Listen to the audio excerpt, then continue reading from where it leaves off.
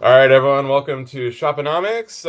My name is Matt, and we've got Daniel here, our Hey, co-host, and we've got a special guest today, Yash. Welcome to the show, Yash. Thanks, welcome. Matt and Daniel. Y- Excited to chat. Yeah, we Mhm. are too. We are too. This is definitely an area that we do not have a lot of experience in, so looking forward to learning a lot from you. I guess a real quick bio, and we'll get into kind of more about all that you do. But Yash runs Saral, and it's an influencer marketing, I guess, SaaS and Yep, tool, I believe. yep, yep. And he's got tons of experience in the D2C market and helps brands grow their brand through influencer marketing. So, excited to talk about all that you've done. And let's, I guess, jump right into it. First, a question that came up before the call was, does Saral stand for anything? Yeah, it's actually a direct translation from it's a Sanskrit word, so it means simple. So Oh, nice. yeah. Nice, nice. Yeah, so that was the ethos of the platform, because the reason why I started it was either other platforms are way too expensive or way too complicated, just made it hard for like a normal brand to just start doing it. So we were like, we want to keep things simple. So what do we call it? So we just called it Saral. Okay. Yeah, I Yeah, love it. I love yeah. it. Nice. Well, I guess let's jump right into it. So, why don't you tell us more about influencer marketing and how it can help D2C brands? Excited to learn all about it. Sure.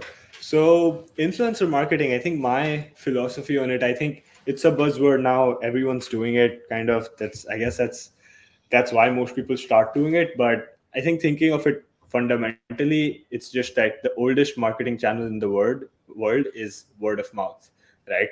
That before Facebook, internet, TV, radio. Let's just go way back, right? The only Mm-hmm. reason or the only like marketing that ever happened was word of mouth, right? If you heard about a product or a service or a person from your colleague, your friend, your wife, for example, and then only then would you buy it, right? Or only then would you consider buying it. So according to me, influencer marketing is just word of mouth on scale. It just like puts word of mouth on steroids. So instead of one person talking to maybe like five friends that they have, it's one person talking to 50,000 fans that they have on their social media. So that's my kind of core philosophy around why influencer marketing works, especially for D2C, is because people buy. And what's better for social proof, right? Is it like your site ranking high on Google, or is it like a friend promoting a product, right? Mm. It's the latter. So yeah, I think that's why it works. I think it's very core. It hits a very core human emotion of maybe like FOMO, or wanting what other people's have, or just taking people's recommendations for what might help you. So yeah, those are my quick thoughts on influencer marketing and why it Got works. it. Got it. Yeah, that's great. That's great. Yeah, I love that's. I mean, that's we do it all the time, and we maybe we're just not called that, but Yeah. we talk to our friends and hey, can you tell me about a good pizza place or whatever? Yep. Hmm. So how is it helping like D2C brands? So especially with D2C, because there's no middleman. It's usually like brands and D2C brands. So if you buy like, let's say, coffee on Amazon, right? That's not a D, or let's say you buy coffee at Walmart, for example. That's not a D2C brand. You just buy it because maybe it's cheap, or maybe that's just a coffee you've always bought for years or something like that.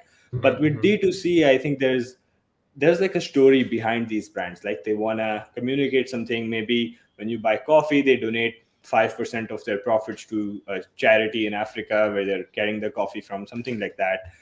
So I think, especially because in DTC brands, there is like a story associated. There's a backstory, there's founders, there's a team. Maybe the team is also like 5 or 10 people kind of putting this brand together. It's more personal, it's more authentic when it's DTC. And that's why influencers just kind of fit right in, because that channel inherently is very authentic. Say, for example, as opposed to looking at a Facebook ad or like reading something in a magazine, for example, it's just more authentic to have like someone with 25,000 followers on Instagram shout you out. That kind of just gels right in with the DTC channel of distribution of product as well. So I think that is why it's just like a perfect fit. But anything consumer focused that has like a story behind it, like a mission behind it, I think influencer marketing is like one of the channels that just should be in your growth stack. Hmm. And Yeah, that most makes definitely. sense. I can't remember any sort of face behind like Walmart or Yeah. as far as like influencer goes, or one of the big box stores. I don't recall being advertised to by by an influencer or even an individual for one of those giant conglomerates. But yeah, like you said, direct to consumer for sure. What inspired you to start Saral? Okay, I can give a bit of a How'd you get backstory. started? So, Yeah. yeah, so I was so before I was doing Saral, I built a boutique marketing agency. We only worked with a few clients, and for them, we actually built these influencer programs from scratch. I've scaled programs to like more than 300 creators working with brands at one point. So it, as you can imagine, like managing 300 relationships in Google Sheets and email, that gets really hectic really quick, right? I remember, and this was maybe about just about a year ago at this point. I was spending like 4 or 5 hours just in like emails at the peak of it.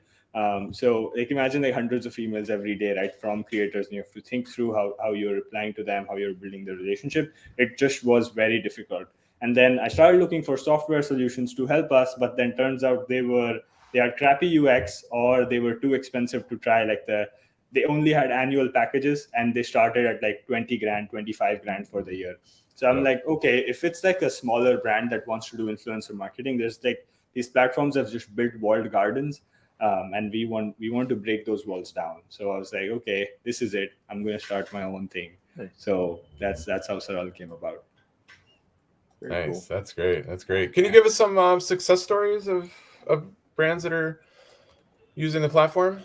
Sure. So we're fairly new actually. So we just launched it publicly 3 weeks ago. So Oh Oh, wow. from the recording. nice. Great. Yeah. So no like hyper success stories yet, but there's like brands using us that are, like I said, I used the coffee example because that was top of mind. There's this coffee DTC brand that's using us. Brazil's biggest, I think they're like the one of the biggest. I'm not sure if they're the biggest in Brazil. They're entering the US with an influencer-led strategy. They're a skincare brand. They're using us. So yeah, we've got a lot of, I think, diverse set of brands that are using us. The only common thing is that they're kind of scrappy in the startup stage and early to emerging kind of market, which is what I wanted to target. So yeah, they're doing good, and like I speak to customers pretty much every other day, and they can't stop raving about how simple this is, or how they finally got off Google Sheets and their Gmail inbox to manage everything. So yeah, our customers so far are very happy. So Okay. Great. Nice. So, I mean, are these? So it sounds like just you can work with really any brand. I mean, are there things that you won't get into, or that wouldn't make sense for this, or is it just really could fit yeah, any? yeah, as long as it's consumer, Mhm. we prefer DTC because Okay. Got that's it. that's where we've seen most of the returns come. Mhm. But yeah, as long as you're selling to consumers and you have some kind of a mission or a brand story to share that influence, because like doing that pay for, I think most brands fail with influencers is because they go after the old school kind of what I call the pay per post model, which is like, Mm. hey, we want to work with you, we'll pay you whatever $500, just post a YouTube video about us and do an Instagram post about us, right? That used to work maybe in like 2017, but this evolves fast, right? The market adapts, and consumers can sniff through if it's just purely an advertisement versus it doesn't have to be an advertisement, it has to be an endorsement. So I think Mhm. the market's kind of moving in that direction, where you have to get buy-in from the influencer first. You just can't like keep throwing money at them and making them post. So Right. yeah, yeah.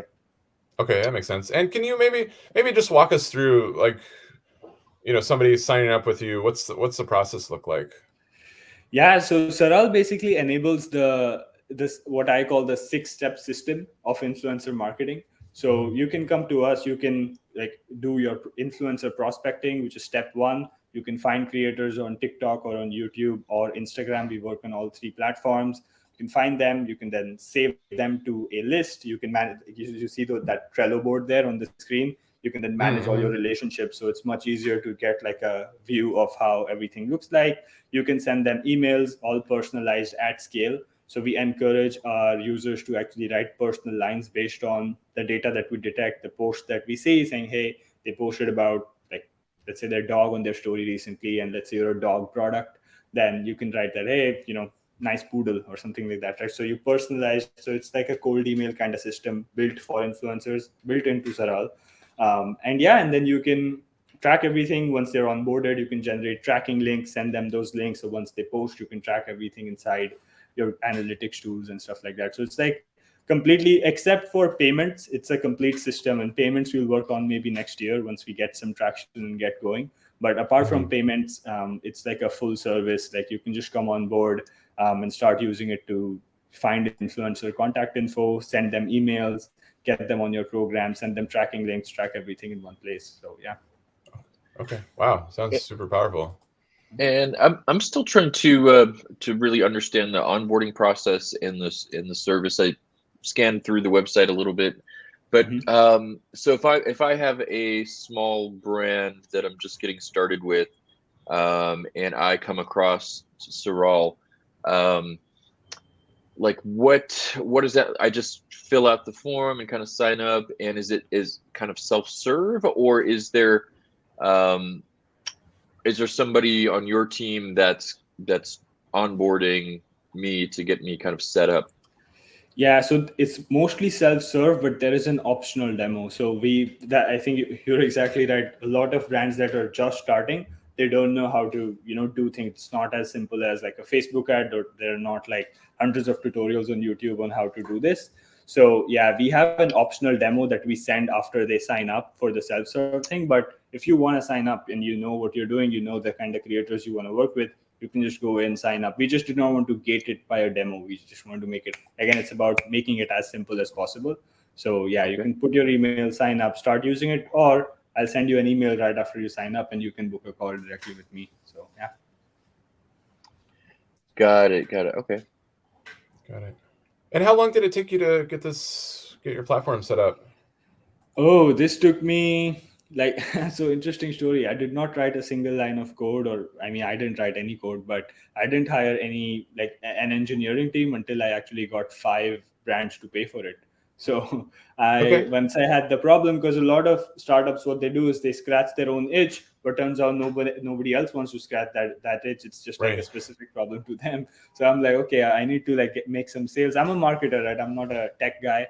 So I'm like, okay, I need to sell this before I, start building it. So I just sold it to 5 brands up front, just like the idea, and then started building it. But to answer your question, it took us around 4 months to get to the initial beta version of the product. Got those 5 brands in that pre-bought us from us, and then we again iterated on it for about a couple of months, and now we're roughly about 6-7 months into the building process, and it's live and ready to go. So yeah. So awesome. I'm just full disclosure, I'm pretty unfamiliar with influencer marketing altogether. Just not my niche, and I'm trying to wrap my head around the service here. And it seems like it's a system. You've built a system that automatically facilitates influencer relationships for a business. Is that an accurate summary if I'm trying to explain it in a single sentence? That's an accurate summary. So what, again, like I said, I call it the 6-step system, right? And I can go over it if you want. But yeah, I think most brands fail. It's fairly straightforward. There's no rocket science behind it. But most brands fail because they just don't put in the work. They don't follow the steps that are needed. It's kind of like, I don't know, if you want to grow muscles at the gym, you got to hit the gym at least thrice a week, right? But if you don't do that, then the muscle won't grow. It's just as simple as that. So brands just don't hit the gym. They just don't put in the reps daily or weekly, whatever their goals are. So which is why I created the system. I also sometimes call it predictable influence. So you just do these things and you can predictably grow your influencer program. So I just put it into 6 different steps, and even the software is kind of built around those steps. So it's easy for brands to just come in and just follow those steps daily. So Okay, so 3 weeks in, have you had any notable experience just in that short time frame? Any data that's encouraging? Yeah, so a lot of brands, not no data in terms of success yet, because this is like a longer term channel. It's not like Facebook ads where you just turn it on and it starts generating. Yeah. But yeah, there are brands that have successfully connected with influencers and are now conversing with them, making those negotiations and having those conversations, building those relationships.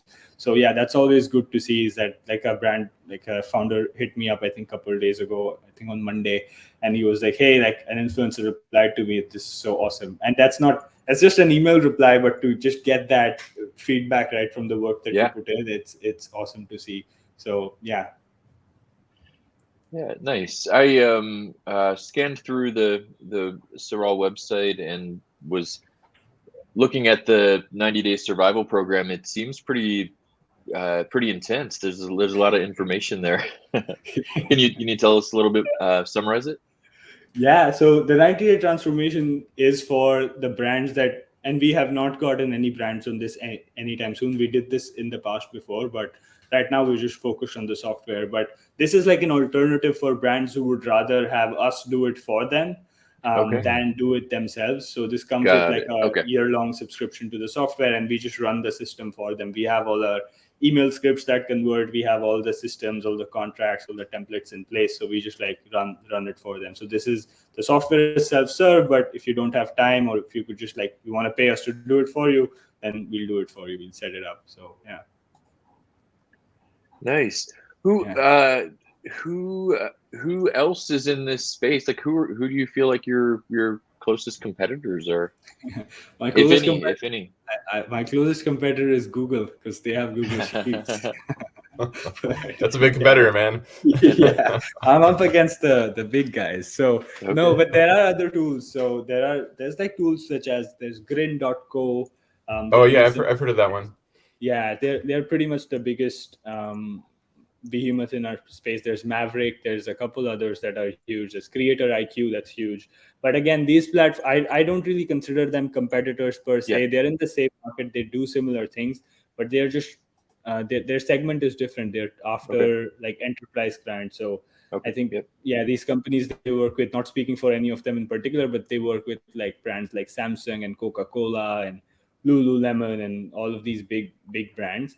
So we're not in that arena yet. We really want to empower the smaller emerging player.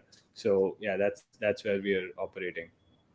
And so if I'm a small direct-to-consumer business, what if I'm local? Does influencer marketing, is that still a fit? Would I need like local influencers for that? Or like, would that be a good fit or not a good fit? Yep, that's a very good question. And I think it's a fit if you do it right. So just like, I don't know how familiar you are with SEO and that word, but in SEO, there's this concept of local SEO, right? So does SEO work broadly? Like if you're selling to the world, for sure it works. Does SEO work if you're a local business? Yes, it does. You just have to like pick the right keywords and write the right type of content. It's the same with influencers. So especially now, because local influencers are more popular than ever after the lockdown situation and everything that happened there, because a lot of people were just bored and it turns out they're funny, and they, instead of like making their family laugh on Sundays, they started making like 25,000 people in their town laugh, right? By creating content and TikTok especially. So yeah, if you can partner up, let's say you're a local cafe and you can just invite like 5 popular influencers in your city to visit, and you can give them free coffee or something, or throw an event or like a meetup for their fans or something like that, then that's awesome. That's just free publicity for you. And there's multiple ways to do it, right? So it's not a local kind of, let's take an example of a local cafe, right?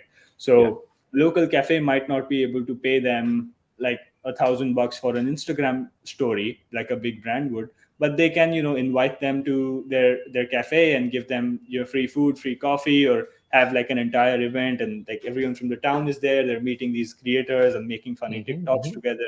You could be creative with it and just generate buzz for your local business. So yeah, there's totally a way to do it for every kind of business as long as you're selling to consumers. So yeah, that makes sense. So with your tool, are you able to, like, let's keep with that example of the cafe. So I've got a cafe, I've signed up with your software. Am I able to kind of search for local influencers? Yep. So my belief is that, and we're building a search tool right now as we speak. But my belief still remains that the platforms themselves are the best search engines because they know their data best. So there's no point. There are other tools that scrape these platforms and kind of give you some data, and it's more bulk.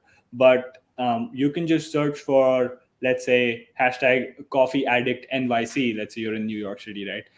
On Instagram or TikTok, and you'll just find hundreds of Oh, people yeah. posting about you, right? There's also Right. Insta now also shows stories by hashtag. So you Mhm. can literally click on the hashtag story and you can just see everyone who's posting their morning cup of coffee on Instagram Yeah. and just DM them or use our tool to find their email and send them cold emails. So yeah, you can just search on, and you can do the same on YouTube, right? So like NYC coffee vlog on YouTube, right? Or touring all top 10 cafes in NYC, right? Something like that. And you can find these creators who are already posting about what you where you can just plug in. It's kind of forceful to just like look at any creator in, say, New York and go like, hey, can you post about my cafe? Instead, you should just niche down, focus on like maybe 50 or 100 people who are just posting about coffee all day and they are in New York, and just focus Mhm. on working with them. That just generates so many more dividends than just like going en masse and broad. So Got it. yeah. Yeah. That makes sense. That makes sense. I guess over the last several years, and with even without your tool, outside of your tool, can you do any influencer campaigns come to mind that you've either worked on or been a part of, or just know that you could kind of share with us to kind of give people a little more, context Yeah, to for this? sure. So yeah, so one of the most successful programs that I built was interestingly for a productivity app.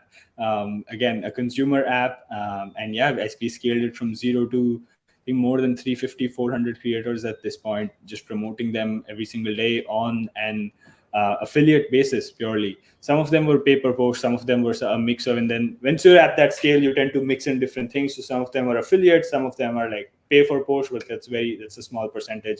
Some of them are kind of a mix of, okay, we'll pay you X, but then you also get these commissions. So Hmm.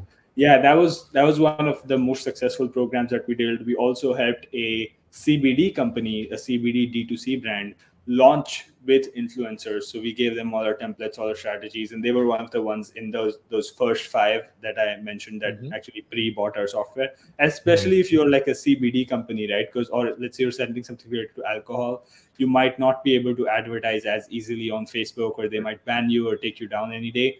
Versus with influencers, as long as you can convince 50 people with 50,000 followers to talk about you every single week, you're set. Like you're getting Hmm. sales every Hmm. week. Hmm. So yeah, that's what we've done and continue to do. Okay. Yeah. Awesome. Yep. Interesting. Are there any influencers that you in particular follow? In the influencer space, yeah. So I can recommend, if people are interested in this, I'll preface this by saying, I guess, dropping another nugget here. There's something known as influencer marketing, and then there's something called influence marketing. So these are two separate concepts. So influencer is kind of now, or like it's somehow associated with like the guy in six packs or the girl in the bikini on the beach, kind of posing in like an awkward way with your product. That does not work, right? So if you're trying to do that, I don't know, may Lord have mercy on your soul, but but you gotta do influence marketing. So like I said in the cafe example, you don't need the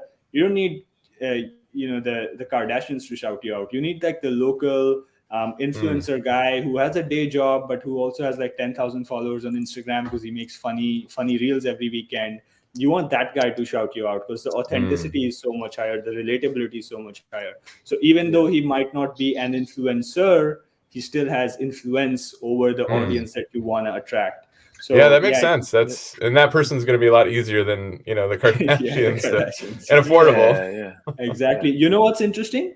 I think Kim Kardashian partnered up with this vegan meat company, Beyond Meat. I think. Yeah. Yeah. Okay. Yeah, I think they partnered with her, and then she's shown like taking the bite of a burger in the ad, and then but she's obviously like not eating it herself, and like Beyond Meat got trolled endlessly on social media, like, hey, Yeah. she's not actually eating it. Like instead, what Beyond Meat could have done is like partnered up with small vegan influencers with like 50,000 followers and did an event with them, everyone would have vlogged saying, hey, this is this vegan meat burger or whatever. And that would have been more authentic, and they would have saved millions of dollars that Oh they my probably gosh. Yeah, spent they probably spent a ton. yeah. So speaking of influencers in the space that I follow, one of the best guys is Jason Falls, and you should see. I can connect you with him. You should see if you can get him on this podcast. I think he'd be a great guest. He wrote this book called Winfluence, which is how to win at influence marketing, and that's been like one of the best books that I've read in this space. There's also Neil Schaefer. He's also an author in this space and both of these guys are also kind of helping me out. So I'm giving them a shout out here. Nice. So, Okay, nice. Yeah. But they're truly amazing. Yeah. We'll include the links in the show notes. So Awesome. yeah, thank you. Yeah. Where do you see the space going in the next 5 years? I think so. A couple of trends that I see, right? There is a focus on more holistic influencer marketing, I would say, or I don't even like to call it influencer marketing. I just say it because it's the most common word. I like to call it creator-led growth, which is also the line you saw on my website, right? So a lot of like influencer marketing was associated with, okay, we'll pay you for a post, you post about us, and then hopefully we'll get some sales out of it, right? That was the old model. But now I think it's shifting more towards working with the creators themselves and focusing also on the creative that's generated, not just the kind of siloed ROI from, okay, how many people saw this post on Instagram and bought from us, but also, okay, this, like, for example, this reel is amazing. It's a great 30-second ad for our product. Can we use it on our Facebook ads? Can we pump it in our TikTok ads? Can we use it as social proof on our product page? Right. So looking at it more holistically is like a shift that I'm seeing. Also, it's also called like there's UGC, which is user generated content, but there is CGC, which is creator generated content. So user generated content is good, it's authentic, but it's not the best produced. It's not, creators know how to produce engaging content. Your normal customers don't, because they're just regular people. So if you use these creator generated assets in other ways apart from, and leverage them in other ways, so there's like this holistic kind of model that's coming up. And yeah, there's also some brands that are the CBD brand that I spoke of, and there are many others that do this. They are like giving creators equity. So it's called creator equity, and they just like give them, let's say, 5% of the business, and that's way better than paying them $500, right? So if a creator is really a great best fit, and let's say they have like 100,000 followers, and you can bet that they'd have 1 million in 5 years, just give them some equity in your business and have them promote you for basically no cost. And that's the best thing that you can do as a early stage DTC founder, is that, because anyway, like, you're not running like a $10 million operation at this point, right? So to get there fast, you can just give, like, say, you can allocate like just like there's an employee stock option pool, ESOPs, there is also like this new concept emerging of creator stock option pool. So let's say like a company would set aside 5% or 10% of the shares, and they'll just allocate some of those to creators. And you can also like raise money from creators. That's also one thing. So yeah, there's like a lot of like this holistic kind of stuff happening in the creator and influencer marketing space. So I'm really excited for that. And I recommend any brands that are listening to this to not just focus on getting a post out of them, but also focusing on the relationship, right? So can we, give them skin in the game with equity? Can we, incentivize them with affiliate commissions? Can we do a giveaway for their audience? Can we do a live session with them, right? So there's like many ways to partner with creators beyond just, like doing a post. So yeah, I think look at it in like a broader sense, focus on the creative, and you'll win. Awesome. Yeah, man. So I can't wait I'm going to go back and listen to this later. There's so much stuff you're talking about. I love it. Well, great. Well, that brings us to our rapid fire time. We're just going to ask some questions, and it's, yes, no, or you like this, or just kind of short answers. Okay. So I will start with one. Your favorite SaaS for growth? My favorite SaaS for growth. Besides mine, I would say Notion is pretty good. Oh, yeah. Though they're not like a growth marketing tool, but Notion's just super good for organizing stuff and keeping everything organized. I guess we, as a company, we don't even do a lot of meetings. Everything is just in Notion, and we have it async. Everyone comments and replies in their own time. So Notion's been really good at that. So, yeah. Yeah, I've been using it a lot the last several months, and I'm excited about it. It's feel more organized. Yeah. What's your favorite new tech brand in the last year? My favorite new tech brand, I would like to say, so this app called Sunsama that's been helping me a lot. What is it? Again, What's it called? It's called Sunsama, Okay. Sunsama. Yeah, they're a productivity app, and so yeah, I've been using them for the last couple of years, and just helps me immensely with my productivity and Nice. energy management in general and stuff like that. They're really, really good. It's more like an assistant than it's like an app, which is what I like. It's not like you're just dumping tasks in a to-do list. It'll like alert me if I'm scheduling more than say 10 hours of work in a day. Just like, hey, do you mind bumping this task away? So it's like, oh, like, Nice. yeah, okay, you actually care about me. So yeah, and they merged pretty recently. So yeah, it's another good tool that Cool. I use every day. Yeah. Awesome. TikTok versus Instagram. What's your favorite? TikTok versus Insta. I personally like Instagram more, but for brands, I would say, and that's kind of like a contrarian answer because most people would like TikTok nowadays because it just works. But yeah, I think TikTok versus Instagram, you just have to pick where your fans are, where your audience is. If you're selling to Gen Z, then pick TikTok. If you're selling to maybe a slightly more mature, older, late 20s kind of audience, millennials, for example, then Instagram is the place to be. So I'm pretty agnostic when we work with our brands. I'm like, okay, who's your target customer? Tell me that, and then I'll pick my favorite. Right, that makes sense. Excel versus Google Sheets. Okay. I guess Google Sheets. I've never used Excel in my life. Yeah. I'm a cloud guy. Wow. Okay. Man. That's great. I finally did not renew my subscription, so I'm like, whenever people send me any Microsoft product now, I have to upload it to Google. But I'm like, and I tell people now I can't open those products. Yeah, oh no, Google Sheets is great. It's versatile even for like managing like a basic influencer campaign with like 20, 30 creators. It's awesome if you just want to get started. So yeah, like they're kind of like a competitor, but they're like no hate for Google Sheets. I think it's a great tool. Yeah, right. Yeah. Are you a PC guy or a Mac guy? Mac. I'm on a MacBook. Okay, I would have pegged you for a PC guy. Okay. Why do you think I'm a PC guy? I don't know. I just I guess tech. I'm a PC guy, so no. Okay. No. No, I think I get it because a lot of like developers and tech guys like to use PCs because of the customizable. But I just love the design and the simplicity of it's limited. It's kind of also the philosophy we have at Saral. It's not got all the features and everything that you might find in some of the more expensive tools, but we make it simple. We help you through the process, so it's just kind of more guided, right? It's easier to set up. So I'm a Mac guy through and through. Yeah, Daniel is iPhone there. this way. I'm a Mac guy. Yeah, I got. Awesome. Daniel's got the iPad. He's got the Steve Jobs haircut. Yeah, no, I do have Windows in Boot Camp though, in case I need it. So I'm I can switch to the other team if I have to. All right. What's your favorite food? My favorite if you could eat anything, food, right? If you could have anything to eat right now, what would it be?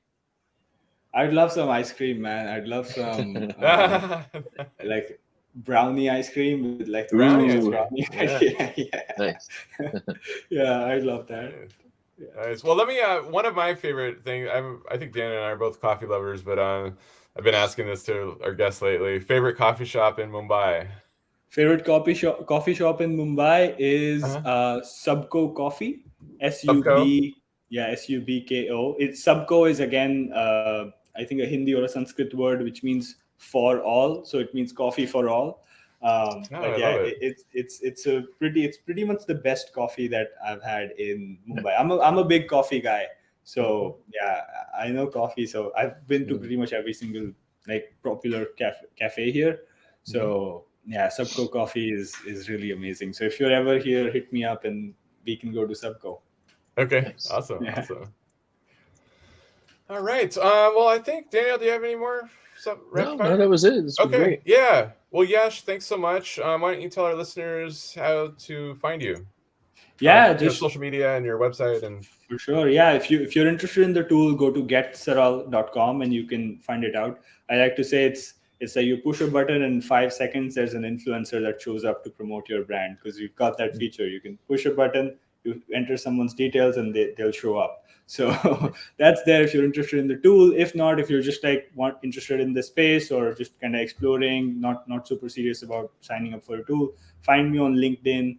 I post pretty much every day about everything that I talked on this podcast. So you search for my name, Yash Chavan, and you'll find me, and you can send me a connect request. Say Matt and Daniel sent you. So yeah. Awesome. And check out he's got a great section on Get Saral, called the Academy, that has just a ton of great content. So yeah, we were looking through that and just very impressed with all the content now. If you're like interested in the space, just go through the Academy. That's one of the best places. My goal is to make it the best place on the internet to learn influencer marketing.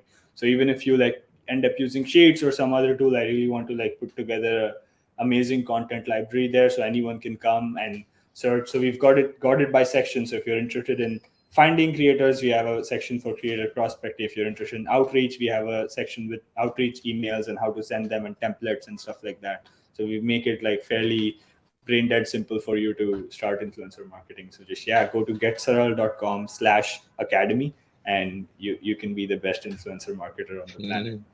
Awesome. Well, thanks again. Thank you so much. It was a blast talking to you. Yep. Love being on the show. All right. Thanks a lot. All right. Thanks. Okay. Right. Thanks, guys. Bye, everyone. Bye, everyone.